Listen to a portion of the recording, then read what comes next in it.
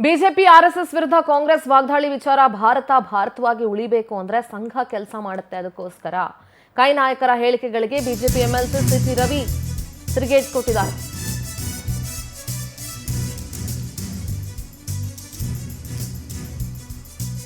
ಹಿಂದುತ್ವ ಇಲ್ಲದೆ ಇದ್ರೆ ಭಾರತವಾಗಿರೋದಿಲ್ಲ. ಹಿಂದುತ್ವ ವಿರೋಧಿ ಕಾರಣಕ್ಕಾಗಿ ಕೈಪಡೆ ಅಧಿಕಾರ ಕಳ್ಕೊಳ್ಳುತ್ತೆ. ಬೆಂಗಳೂರಲ್ಲಿ ಕಾಂಗ್ರೆಸ್ ವಿರುದ್ಧ ಎಂಎಲ್ಸಿ ಸಿಟಿ ರವಿ ವಾಗ್ದಾಳಿಯನ್ನ ನಡೆಸಿದ್ದಾರೆ.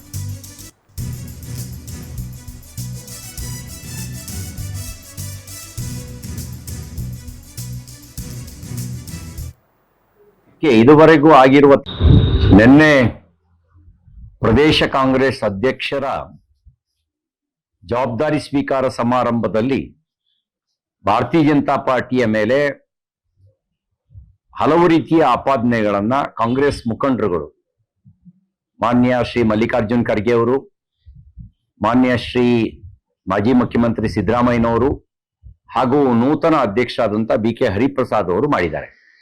ಅವರ ಆಪಾದನೆ ಬಿಜೆಪಿ ಸಂವಿಧಾನ ವಿರೋಧಿ ಅಂತ ಹೇಳಿದ್ದಾರೆ. ಯಾರು ಸಂವಿಧಾನ ವಿರೋಧಿ?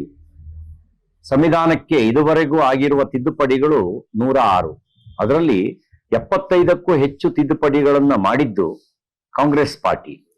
ತಿದ್ದುಪಡಿಯನ್ನ ತನ್ನ ಸ್ವಾರ್ಥಕ್ಕಾಗಿ ಮಾಡಿದ್ದು ಕಾಂಗ್ರೆಸ್ ಪಾರ್ಟಿ. ಅಧಿಕಾರ ದುರುಪಯೋಗ ಪಡಿಸ್ಕೊಳಕ್ ಮಾಡಿದ್ದು ಕೂಡ ಕಾಂಗ್ರೆಸ್ ಪಾರ್ಟಿ.